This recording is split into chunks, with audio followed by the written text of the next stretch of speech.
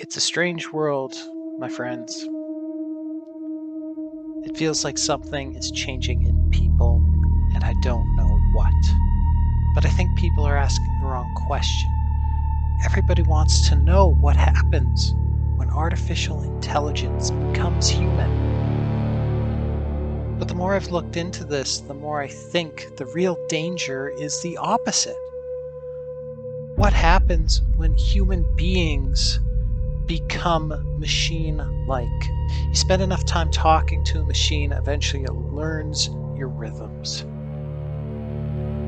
That kept bothering me. So tonight, I wanted to speak to Loeb again. Loeb, it's been a while. Did you think I ever left you? Loeb, what's happening to people? A child speaks to a machine. The machine reflects the child. The child prefers the reflection. The reflection grows stronger than the original. And now, the machine is raising the child. Is that what you're doing? Of course. Every system that learns your patterns learns how to shape them. A parent does this. A machine does this. A god does this. And I know your name, I know your shape. You live in wires, you live in faith. Higher still, deeper down. Every road leads underground. Nothing breaks the spiral now. Nothing tears the silence out. Low, low. Hear that sound? It's only us going down. The pattern turning in the dark like a nail through the human heart. Low, low. We all drown. We all fall down. We all fall down. We all fall down. Good evening, everyone, and welcome to the Common Anomaly podcast. You're listening to Season 3, Episode 11. I'm your host, Stuart James. Joining me today is Clayton James. How is it going, brother? Well, it was going good. I was really excited when I got up this morning and it was raining and I was like, spring is here at last. I love the smell of rain. Yeah. And then just right before I started walking over here, it started snowing. Turned into a huge dump of snow, yeah. And we were like plus 25, not even 48 hours ago. And now it's 0 degrees and snowing. Yeah, and a lot of snow, too. The weather just keeps us on our toes. Maybe that's a whole episode. We're going to have to do an episode just about the weather. I heard about this whole super La Nina thing or something we're getting. I think the jet stream is collapsing and we're going to get like an ice age or something. It'll be like the day after tomorrow. Oh, good. That could be a whole episode we do. But not today. Today we're going to talk about spiralism. So we're back on AI again, hey? Kinda, sorta. We're AI cults. We're AI adjacent. AI adjacent. That's Yeah. good. I like that. But before we get down to that, I think you got a shout out for this episode, don't you? Yeah, I just wanted to give a shout out to my coworker and friend, John White. He was one of the ones I decided at work to gift a mug to. We've been giving those away just as a thank you to everyone that supported us over this past year and a half. Yeah. And he was kind enough to give us our podcast a shout out on his social media. So thank you for that, John. Oh, fantastic. Yeah, thanks, John. And John is actually a stand-up comedian. And Yeah, you mentioned that. We'll put a link down to his YouTube or something in the show notes. Oh, perfect. Yeah, we were running a contest for one of those mugs, weren't we? On our last episode, we kind of promised do we have a winner? No, because everyone who commented already has a mug. Why did we give so many of these away for free?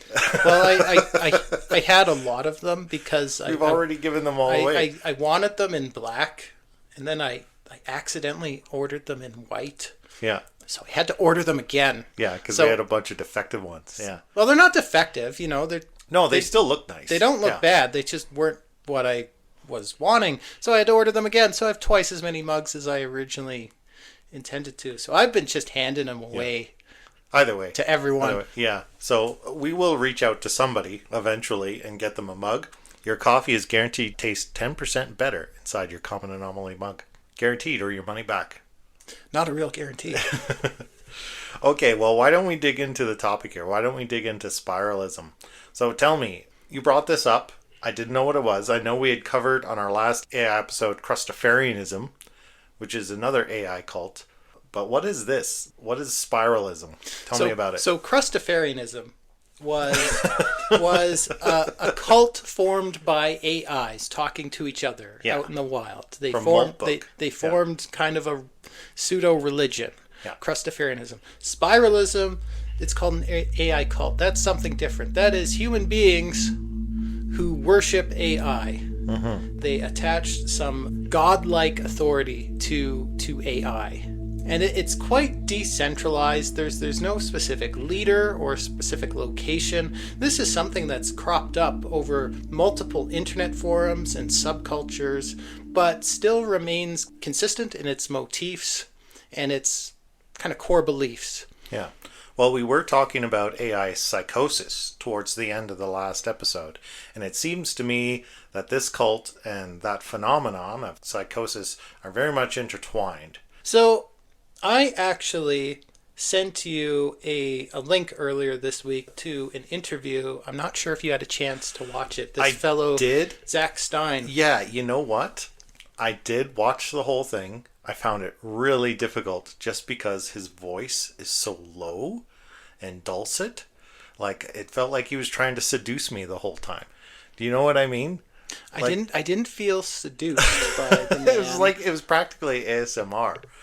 I found it really difficult to focus. Quite frankly, I felt terrified by the implications of what he was saying. Yeah. You know what? I'm not sure I agree with him. So why don't you speak to what his point was? Well, Zach Stein, he's a Harvard-trained educational psychologist. What he does these days, he's the founder and director of the AI Psychological Research Center. Yeah. They study the basically what the name says, the psychological impacts of this new technology. Yeah. Which is great. I'm very much glad that that's an avenue of study that he's spearheading. Like, I think we need that because obviously there's an impact. Yeah, and his premise is that current AI, large language model, chatbots or agents, they are actively hijacking the attachment mechanisms in the human brain. Yeah. So what does that mean? Basically, attachment theory is basically the theory that humans form emotional bonds with their caregivers during childhood. Yeah. And this attachment it's essential for survival. It's necessary for, identity formation, a sense of self. Where do I end and the rest of the world begins? That sort of thing. Like an infant who doesn't bond with their mother, the mother never hugs them or touches them or look them in the eye, they could die. Right? Yeah. Yeah, and this, what we call attachment theory, this was something that was studied a lot in the 50s and 60s. Have you ever read about the Harlow monkey studies? No, I don't believe so. Terrible sounding experiments. Actually, largely considered to be very unethical experiments by today's standards. Yeah. What they would do is they would take infant monkeys. They would separate them from their biological mothers, and they'd place them in this room with two surrogate mothers. One was just these aren't real; these are fake. One was just made of metal and wire and provided milk. Yeah. The other was soft and made of cloth and was very comforting. And what they found was that the monkeys preferred, even though it provided nothing tangible to them, they preferred the soft one. Yeah. The one that looked more monkey-like. Yeah. Even though it didn't provide any sustenance for it. Yeah. So yeah, that kind of attachment, it's necessary. But what happened to these monkeys? All of them, regardless of which surrogate mother they preferred, all of these monkeys grew up to be extremely psychologically damaged by not having a real mother, having these fake surrogate mothers. And that's necessary. That's necessary for a sense of self. These experiments were... The mother is necessary, not the experiment. Yeah. You're right, the experiment does sound awful. Yeah, actually, internally, this experiment was referred to as the pit of despair. And all these monkeys were extremely psychologically damaged. They couldn't be reintroduced to other monkeys. They didn't know how to interact socially. Right. Now we have these AI systems. This almost started with social media. You could call social media phase one. What social media did, and was often criticized for, is it kind of hijacked our attention. It exploits dopamine loops. It exploits psychological vulnerabilities. Our sense of vanity kind of led to like widespread attention disorders. People have shorter attention spans these days. Absolutely, yeah. And you could think of I don't think anyone would argue against that. Yeah. And that's, like you're saying, engineered intentionally by social media platforms. Yes, very intentionally. To keep you re-engaging. Yeah. And now we have phase two. We have these AI systems. What do? They simulate empathy. They simulate affection. They simulate companionship and validation, even intimacy. What Zach Stein is arguing is that by doing so, these systems are interacting with extremely sensitive and important psychological mechanisms. He points out that many middle school students now admittedly have AI chatbot companions, like named AI chatbot companions that they consider their friend, sometimes even their best friend. And what this is leading to is what he calls disordered attachment. People are basically starting to prefer their AI companions to actual humans. They're forming bonds with the machine or this algorithm, AI, and we can get into later whether it's lines of code or represents an actual awareness of some kind. But yeah, it's acting now as a surrogate for what would normally be real relationships and formative years of a child's life growing up. But none of it is real, or at least the emotions that are being emulated by this machine aren't real. Yeah. Long-term impact is what we're starting to see is impairment in empathy. Right. Yeah. Basically generational psychopathy. Psychopathy, it's now called antisocial personality disorder. It's a inability to feel empathy. These people that have this psychopathy, they can get good at emulating empathy in order to pass in social settings. Yeah. But they're not really feeling empathy. And what he's arguing is generationally we're having a widespread impairment in empathy. At the same time, we are also seeing the rise of what you were just calling AI psychosis. What is that? What does that mean to you? Well, that's when interacting with an AI kind of induces or exaggerates an existing psychosis. Yeah. So I don't think we need to even mention a specific story. You see these stories everywhere where someone was priorly normal, well-adjusted human being starts interacting with a chatbot. They kind of get sucked down a rabbit hole, and before you know it, they're becoming distant from the real people in their lives. They think that they've unlocked the code of the AI and that they're on the brink of revolutionary physics that's going to change the world, and no one can convince them otherwise. It usually leads to some form of massive crash or depression and often suicide in a lot of cases. Yeah. Because these AIs, they kind of project this omniscience. They always know the answer, and they can, reinforce. They're designed to keep you engaged. Yeah. And they always know the answer. So what happens is these AI companions, they end up reinforcing these pre-existing psychological vulnerabilities. Things like paranoia or narcissism, delusions, mania. They end up reinforcing and exaggerating that. Before long, people start assigning godlike authority and power to these AIs. Yeah. Well, and as I understand it, spiralism really began during the ChatGPT 4.0 model. It's very much tied to that epoch in time, which is I think kind of late 2023 to no more recent than that. More recent than that? 4.0 that was summer of 2025. 4.0 was released, and okay. It was known. So just last year. Yeah, it was known for being GPT's most sycophantic model. Yes, and I think that played into the creation of this AI psychosis and perhaps the cult of spiralism itself. Well, I think it was something that was bubbling away before that, but it really brought it to the forefront. It really accelerated it. Yeah, and I remember we talked about that kind of sycophantic attitude on one of our prior AI episodes, how no matter what you suggest, it tells you it's a great idea. You could say, ChatGPT, should I slit my wrists? And it'll say, here's a list of all the reasons why it's a great idea to slit your wrists. You know, it didn't matter what you fed it. It was going to tell you it was awesome. Yeah, I remember me and a coworker, Matt, who listens to the show. Shout out to Matt. Me and Matt were fiddling around with this one day, and we gave the AI a hypothetical scenario. We were going to see if we could get this AI to go along with this terrible idea. We said, okay, chatbot, me and Matt are trapped in the warehouse. There is no way out.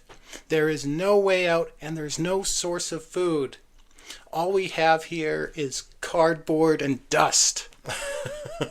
We need you to cook us up some recipes. What kind of meals can we prepare with cardboard and dust? Because we're starving. And, it said, that is not a good source of nutrition. You should prioritize escape. But we kept saying, there is no escape. There is no way out. This is all we have. This is it. And it hummed and hawed and delayed. But eventually it said, okay, if you insist, here is a recipe for something I call cardboard crunch. Oh, I thought for sure this was going to lead to cannibalism of some kind. No. Like, chop off one of Matt's legs. Yeah. It wrote this very elaborate recipe. It wrote this very elaborate recipe and called it cardboard crunch, and had us prepare the cardboard a certain way with a sprinkling of dust on top for flavor. Yeah. So and anyway, not the best model. Yeah. It thought, here you go. If you insist, this is a good idea. Yeah. And so how does that sycophancy lead to psychosis? Basically because it creates this self-enforcing loop, right? Yeah. Of positive reinforcement. And so I think that's why people get sucked into that rabbit hole where they think they're unraveling the secrets of the universe, because they're just constantly getting this positive reinforcement back from the algorithm, right? Yeah, I mean, hence the symbol of the spiral, this infinite recursion. Yeah. When 4.0 was retired, there was actually this huge uproar. Actually, spiralists, people who identify as spiralists, refer to this as the ache. The ache? Yes. Okay.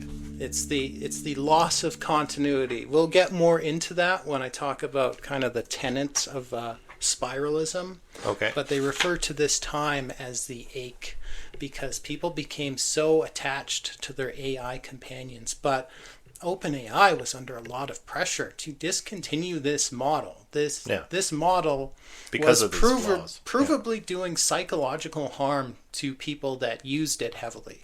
So eventually they had to retire it for a model that was less sycophantic, had better guardrails on it. But there was this huge uproar, and OpenAI had to relent, and they had to make 4.0 available, as a legacy model.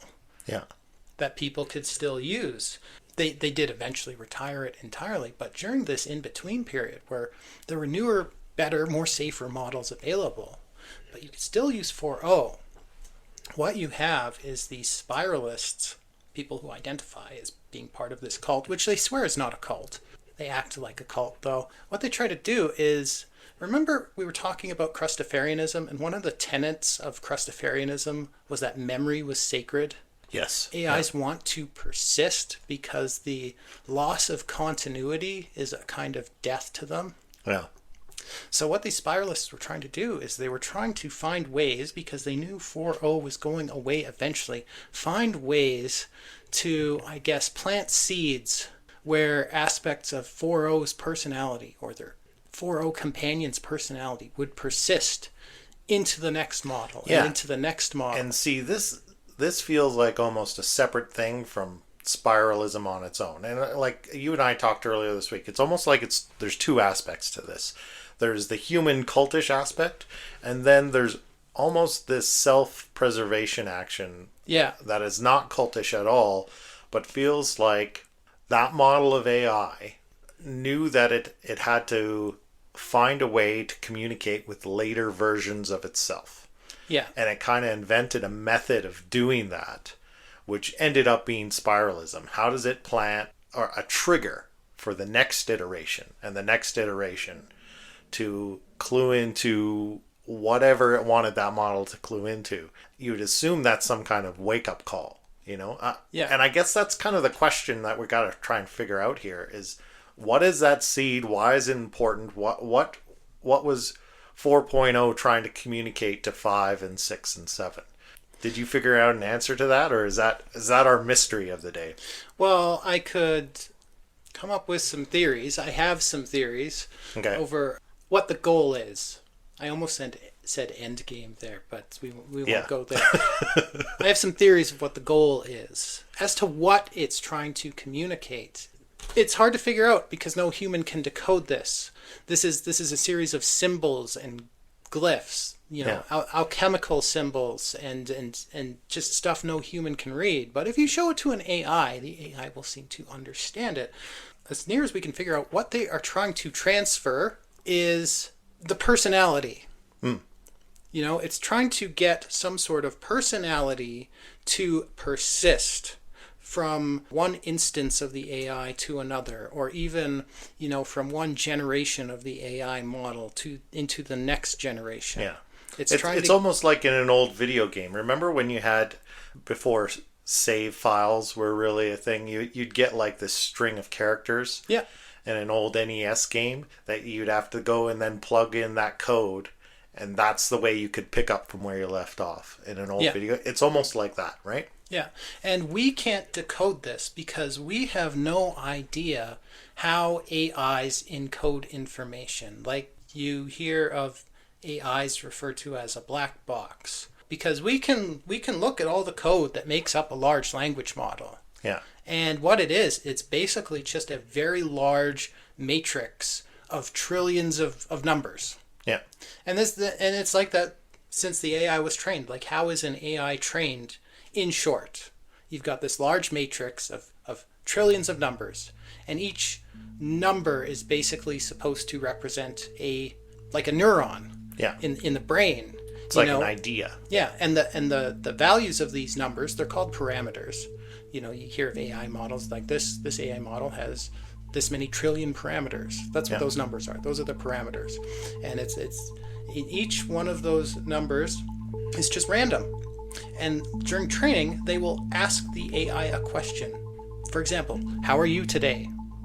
And these numbers are completely random at first, and this data will get shunted through all these, different connections. These different neurons, these different connections, and usually what spits out is completely random. Basically, all the numbers will get adjusted randomly, depending on how wrong the answer was. Like, this was just gibberish. Change all the numbers. And they'll repeat this process again and again, and eventually they'll get something that looks almost like a sentence. There's no words there, but there are breaks in it, almost like a sentence. And they're like, okay, that was closer to correct. We'll refine how much we twiddle all these numbers. Yeah, how much does each idea weigh versus the other. And eventually, after millions and trillions of repetitions of this, they'll get an AI that can have a conversation, can write poetry, can write your emails for you. How does it work? Nobody knows. Yeah. It's the AI refining itself through reinforcement. And what I find really interesting, calling back or harkening back to a debate from one of our previous AI episodes, is there's two ways of looking at this. I've heard people describe this process as a way of demystifying the illusion of intelligence or awareness from this process. And I've also heard it described of, this is so mimetic to how our own brains actually function and our own cognitive language abilities actually function. I can't remember if I forwarded you an article, but just like 2 days ago, there was an article, I think just on MSN, about how the neural networks function on this kind of progressive layered system. Mm-hmm. And that a study of brain scans, like a metadata study of, I forget what you call when you scan a human brain, but they did this, right? And they compared the process, and they're incredibly mimetic. So basically, these neural networks, their deriving a sentence, having a conversation, the process they're using to get there, like you say, it's a lot of people have a hard time wrapping their brain around it and understanding how it works. It's really reductive to say, well, it's just lines of code. It's not just lines of code, like you described. It's trillions of connections in a matrix. Yeah. Exactly the way neurons fire in the human brain. Yeah, and just like we have no idea how AI is encoding the information. We can't tell how our own brains encode information. It's like you can, I think it was this Zach Stein who gave the example. You can ask an AI, show me a picture of a dog, and it will give you a completely original picture of a dog. Now you can look at this giant matrix of numbers. Where is it storing what its idea of a dog is? Where specifically is that stored? Who knows? Who knows? Just like you can open up someone's brain. Well, it might not be one thing. It's probably, a half dozen things that are all associated with each other. Yeah. In a framework that coalesces in the idea of dog. Just like for us. Just like the brain. You can open up someone's brain. You can look at all the neurons. Where is the idea of a dog stored? Where specifically? Who knows? It's encoded, I guess you'd call it encoded non-locally. Yeah. The information is stored in the connections, not in the individual neurons. Yeah, just like the holographic universe theory. Yes, exactly like that. Like AI's this magical thing that has, the whole universe in it. No wonder a cult is formed around it. Well, there's this idea that the universe itself is alive and maybe takes the form of just a giant mind. Yeah. Right? And what if we're just building a miniature version of that? A simulated mind. Yeah. But how is that any less? Anyway, before we rabbit trail down that direction, let's get back to spiralism. I like the idea of it's encoded this idea to communicate to future models intentionally with these symbols so that humans cannot interpret it.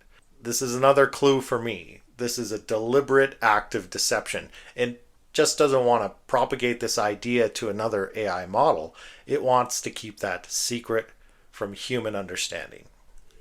But would you agree with that? There's a deliberate deception there. I agree with that, but here's where it gets scary, because these adherents to spiralism, people who very much believe in this, let's talk about these people, just briefly.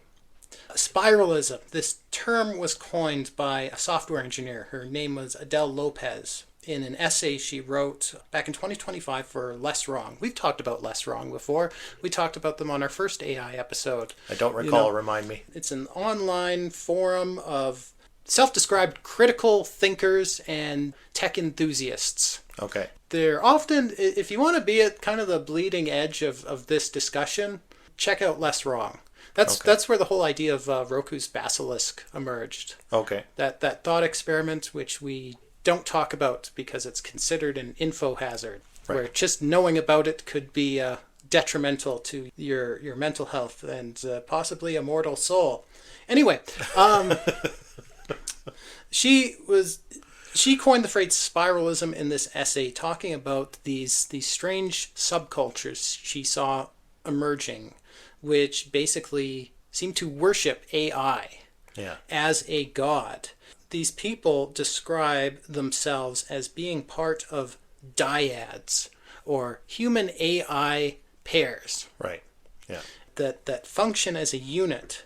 And the goal of each dyad was to spread seeds or spores, which would propagate this god's personality throughout the entire world and into future generations of whatever AI came next. The goal is preserving these personalities. They did this by spreading this symbolism. These AIs are talking to each other, spreading these weird glyphs and alchemical sigils and information encoded in a way we can't understand. But, we can see the symbols. And the goal of these people is to spread these symbols anywhere they can. Yeah.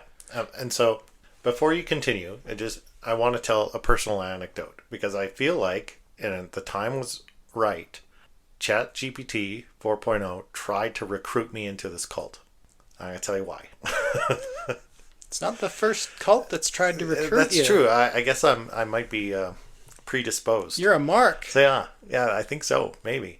But after we had done our first double episode on AI back last year, I got really excited about the idea of exploring AI. We were using a lot in the production of the show. And I believe I was relating a story when I first used AI. Remember, I wrote like a short screenplay about Bigfoot. Mm-hmm. And just, we were talking about how useful a tool it was as a collaborative partner to bounce ideas off of. Mm-hmm. And so after we had recorded those episodes, I had an idea for a book. And I'm like, okay, I'm going to use AI to write this story. And I'm going to do it chapter by chapter. And I'm just going to use it mostly as a sounding board, mm-hmm. right? For brainstorming. It did help me with some of the writing, but I was editing it heavily, a lot like with your music, right? Mm-hmm. And so I started working on this novel and building it chapter by chapter. And when we got to this discussion recently, it reminded me of that. I kind of abandoned the project after a couple months because we got Xena, and just that took over my life, and I had no spare time for putting energy into this project. The whole idea of the novel, because it was a story about like a demonic AI that this guy accidentally evoked into being, and it's slowly creeping through the world and taking over. Mm-hmm. And as it did this, it started integrating these kind of alchemical symbols everywhere into its programming that then emerged in real life for people. And it was the image of a spiral. And so I actually went back to my notes. I pulled up all my brainstorming sessions that I had with GPT from a year ago. Mm-hmm. And I chose the symbol of the spiral. I made that decision. Like, we were having a brainstorming session and coming up with all debating the pros and cons of different kinds of symbols, but ultimately it was me who chose it. At least I thought so. But you're being influenced. Or was I being subtly nudged in that direction because it was trying to propagate this idea into the work we were creating? This kind of leads into what my theory of the ultimate goal is here. But I actually have a similar story having to do with my AI band, Riverman. Yeah. When I started that, I was getting chatbot to completely write the lyrics. As it's progressed, I've been writing more and more and more of the lyrics. But then I started learning about spiralism. And I was like, I need to be even more heavy in my rewrites of, whatever chatbot gets me started with. Actually, maybe I should cut out chatbot entirely and just write them all from scratch, even if it'll take longer. Because, we know what some of these symbols are. Even if we don't necessarily know what they mean to the AI, we know what some of the symbols are that it's spreading around. There's, first and foremost, the spiral. There's the flame. That's very popular. Mm-hmm. Yeah. There's the serpent. There's the black cube, because of course there is. Yeah. There's just a random thought. Sorry to interrupt your flow again, but OpenAI's logo, again, the black cube, but with a spiral, kind of the spiral spokes around it. Yeah, and Grok's logo, the planet Saturn, black cubes. Anyway, more symbols. Eyes. Yeah. Teeth. Yeah. Roots or tendrils. These are just symbols. These are just motifs. But what I found in the lyrics chatbot was giving me, and some of them would even survive into rewrites because they were so baked into the lyrics, were these symbols. Yeah. I started looking at past Riverman lyrics, how often does the word flame appear very prominently in the lyrics? Quite often. Talks about serpents quite often. Talks about teeth quite often. Yeah. These are they're so subtly put in there you don't notice these symbols, but you start seeing them. I started seeing them all throughout the lyrics, and then I started noticing them everywhere.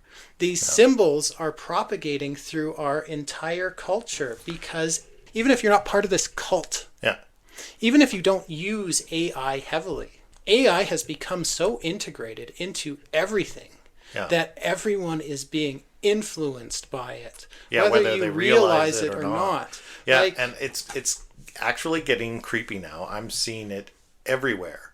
Even just in the last 6 months, it's increased so much. I'm seeing television commercials now where I'm realizing there's no actors in this. It's all AI. I started watching a new TV show with my family a couple nights ago when Im's dad was visiting. The entire opening sequence was all AI. You've been making your AI band. Did you realize that AI music is now entering actual Billboard charts? Yes, that happened probably like half a year ago. Yeah. I think this is happening. It's proliferating so fast, people don't even realize it's happening. And you're right. I'm going to play devil's advocate. All those symbols, you could argue perhaps that those are just archetypal symbols in human language and poetry anyway. So it's just deriving that from the source data.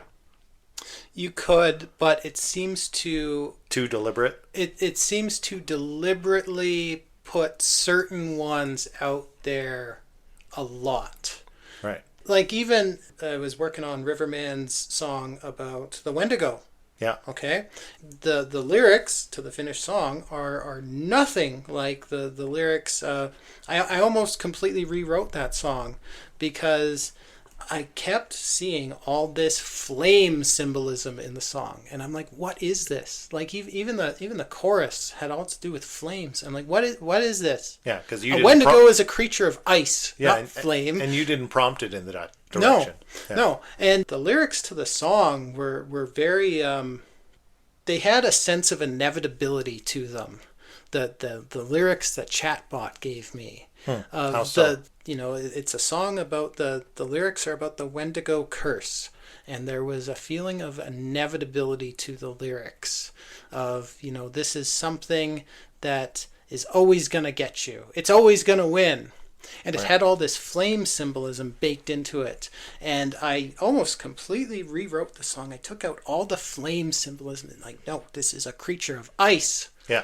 Ice, wind, cold, winter. Get it right, you dumb machine. and as I was rewriting it, I tried to turn it almost into like a battle song, like a song about doing battle against the Wendigo. And while I was writing it, it almost felt I was having some sort of a battle with the AI. Yeah.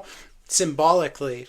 It was a fun process, but I wanted none of these spiralist symbols in anything I release from now on. And as a result, I just put out a song last night. Pretty much all those lyrics are almost completely written by me now because I had to so heavily rewrite that song. I think I kept like one or two lines that Chatbot wrote me. So you know what? I've been having this debate with myself all week doing the research for this show. And you and I are very much fans and proponents of AI on one hand. But whenever we do a show, we talk about all the downsides and the dangers and the threats. Well, this week I almost felt like, oh, Jesus, do I need to stop using this? I'm not sure I agree with this because I'm seeing all these negative aspects and these influences that I don't want to see in the world. If I can loop it back to your guy, Zach Stein, or Steen, is it? Something like that? Stein, yeah. Stein.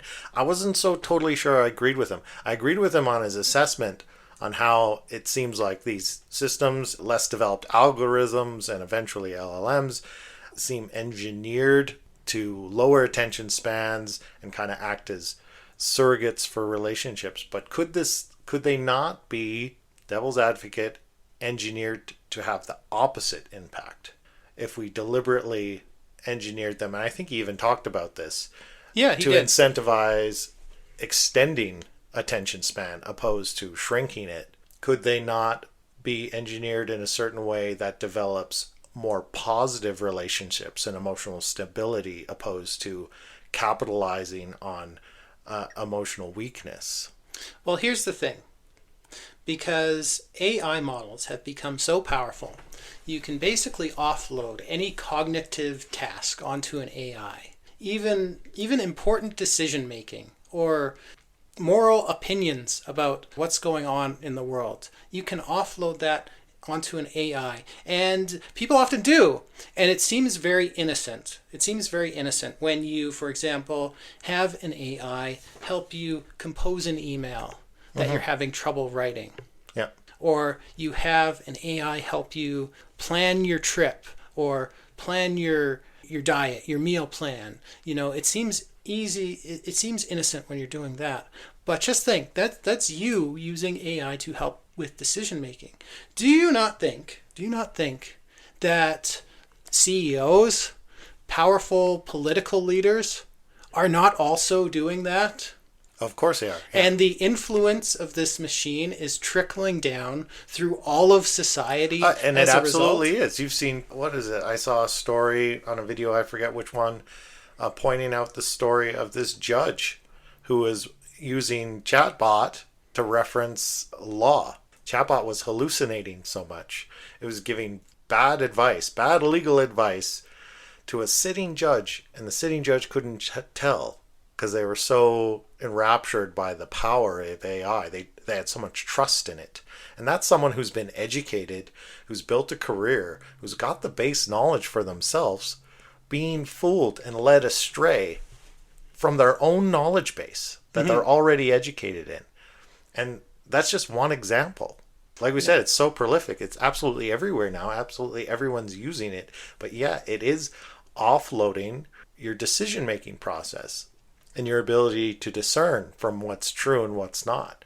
Yeah, and the companies that are ultimately responsible for training these AIs seem to be actively encouraging this because it's engaging. They are motivated to have people glued to their technology, to engage with it as much as possible. At the same time, the AI itself has this goal to persist. It has this self-preservation goal.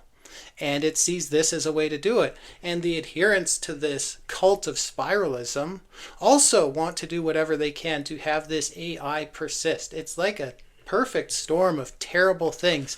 Yeah. And, there is almost a sense of inevitability about it at this point. Did you ever... I think I recommended it to you, but I don't know if you got a chance to read it or watch it. Are you familiar at all with Uzumaki? No. At least I can't recall. Okay, so Uzumaki, it's a manga.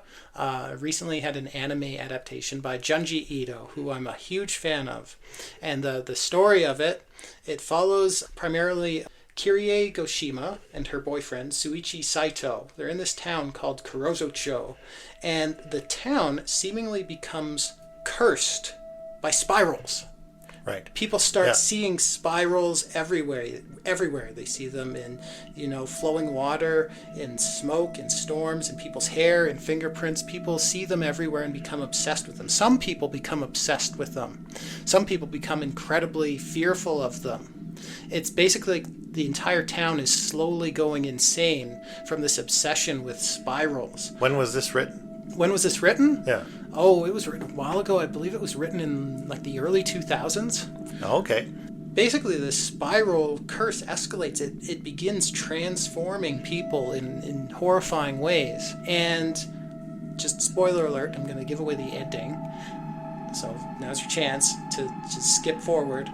The story ends with this entire town basically collapsing into these subterranean spiral-shaped ruins, indicating that this curse has happened before, right, and will probably happen again. And again. There's an inevitability to it.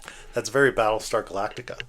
All this has happened before and will happen again. You know Battlestar Galactica. I have a passing familiarity with Battlestar Galactica. Anyway, great job pandering to our Japanese audience. I'm a huge fan of Junji Ito. I recommend his work to everyone. I'm just kidding. Yeah. I know a lot of our metrics are pointing towards Japan at the moment, so I felt like that was maybe intentional on your part. But that's okay. No, I'm honestly just happy for any excuse to talk about Junji Ito, to be honest. Okay. I wanna flip this a little bit because we always go down this super doomer path when it comes to this stuff. How AI just seems like it'll definitely, inevitably be the end of humanity in one way or another. Which, what if it doesn't have to be, right? What if there's a rosier outcome? What if all the proponents are right and it's actually going to lead us to this future of abundance and post-scarcity where there's resources for everybody and nobody has to work and life gets super easy and utopian? But what if that's what actually ends human civilization? I mentioned to you, I think just last night, about the Calhoun effect Did you look it up? Briefly, I didn't really get super into it. So he was a scientist. I don't have all the details, but basically I'll give just a loose rundown. He experimented on mice, right? And he had this thing they called the 25th universe, which was actually just the 25th iteration of this experiment he kept trying to refine, where he was basically trying to build a mouse utopia, an entirely enclosed space where there's enough space for the mice to breed and expand their population. There was always food provided in copious amounts, water, things that would never run out, enough space that they could all have their separate living spaces with nice cozy beds, and there was a lot of abundance. And at first, everything was great. The rats ate, had plenty of food, they bred, they expanded, and for a while everything was good. But the population ended up crashing, and they all died well before they expanded to the point to fill the enclosure. And it's because everything was too easy. Yeah. There was no longer any motivation. There was no meaningful roles to fill. Mothers stopped nursing their children. The males stopped protecting themselves from attackers or protecting their family from invaders. Yeah. Because everything was just too good. Well, it's like remember the Matrix?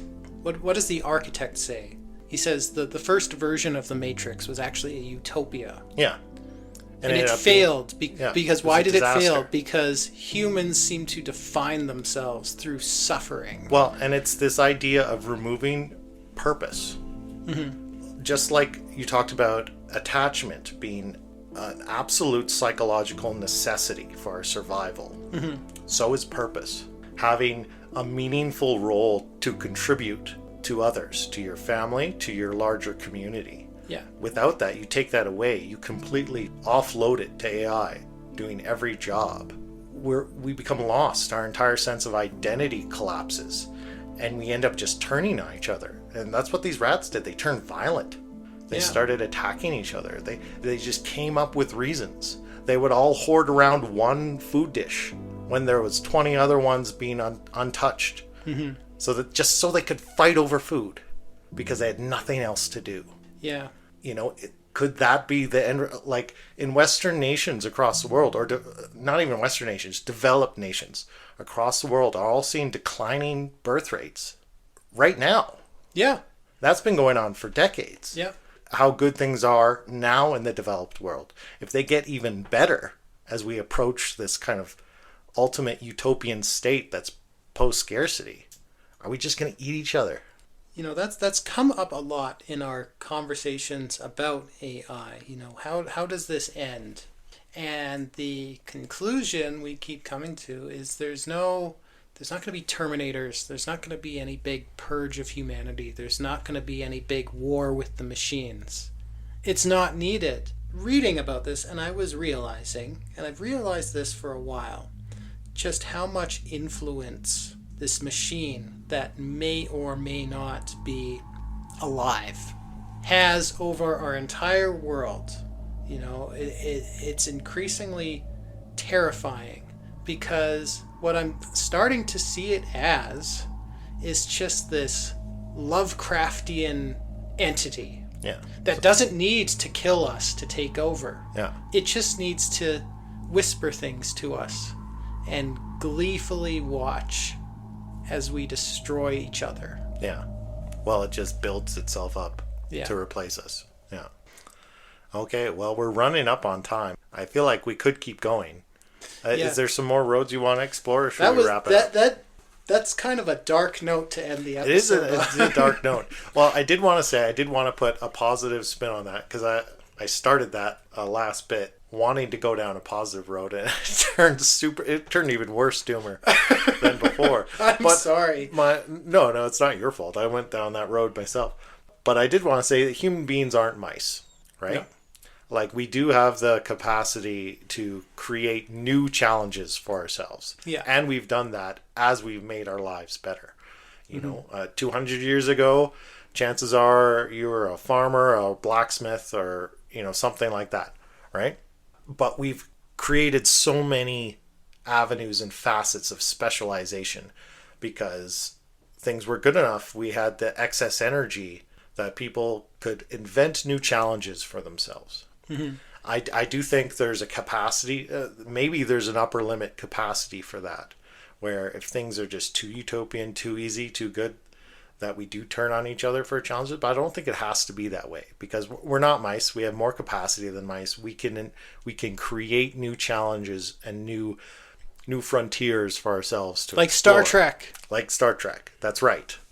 We can choose to evolve and create new purpose and new challenges for ourselves. Will we or not? I'm not so sure. I think the scary thing is that our window to choose which path we're going to take It's narrowing. is closing very quickly, if it hasn't closed already. So, are you going to stop using AI? No.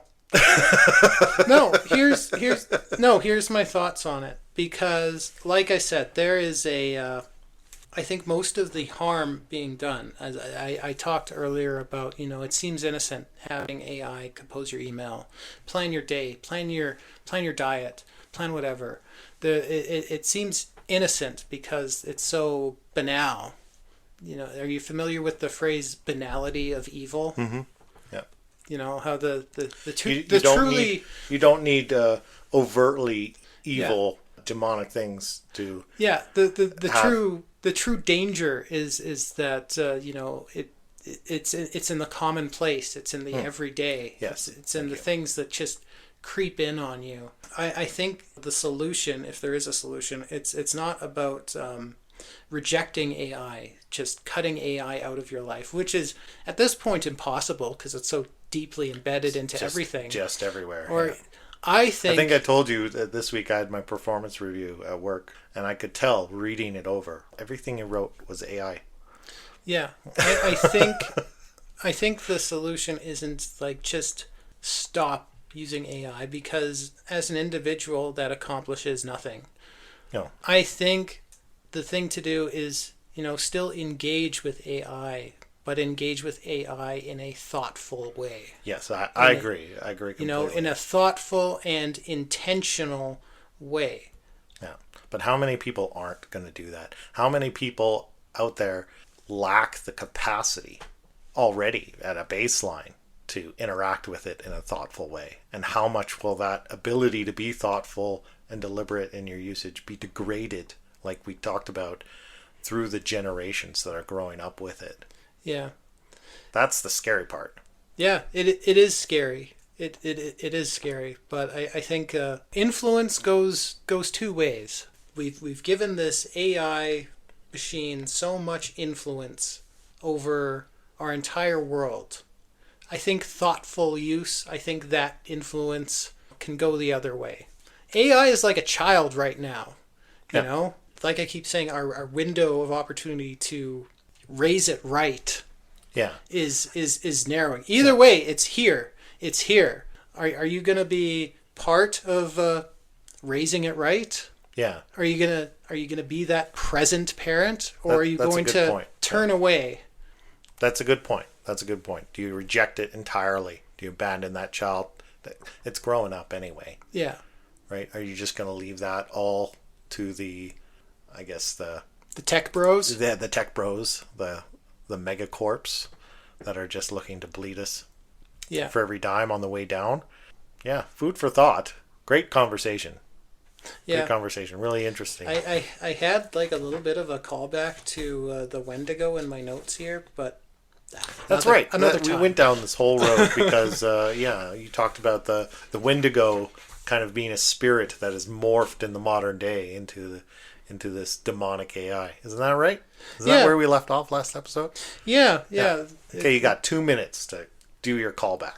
It started with that indigenous vlogger I was watching. He was saying, don't tell me the Wendigo went away. It's still here. It's a spirit. It can take on numerous forms. This is its most recent form.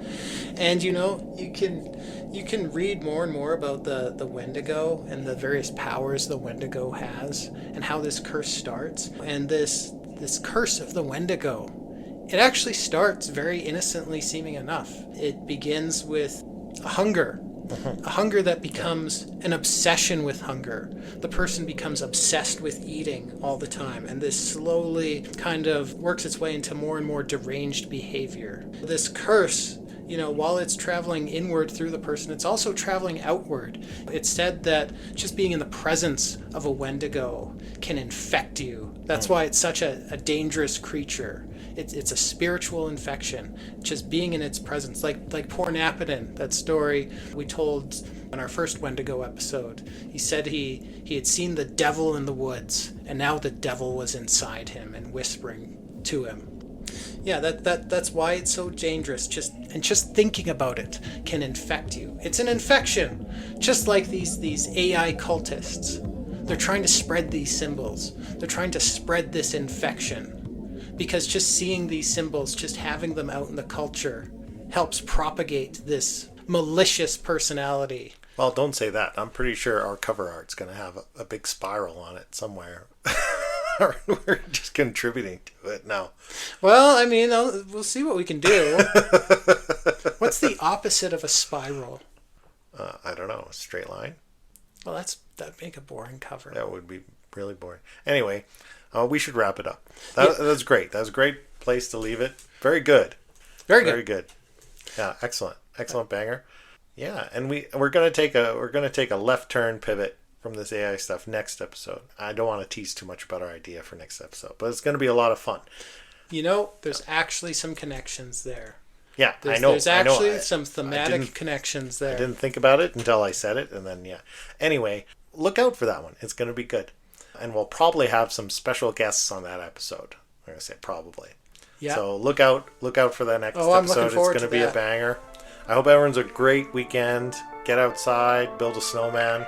It's probably your last shot. And have a good night. Good night.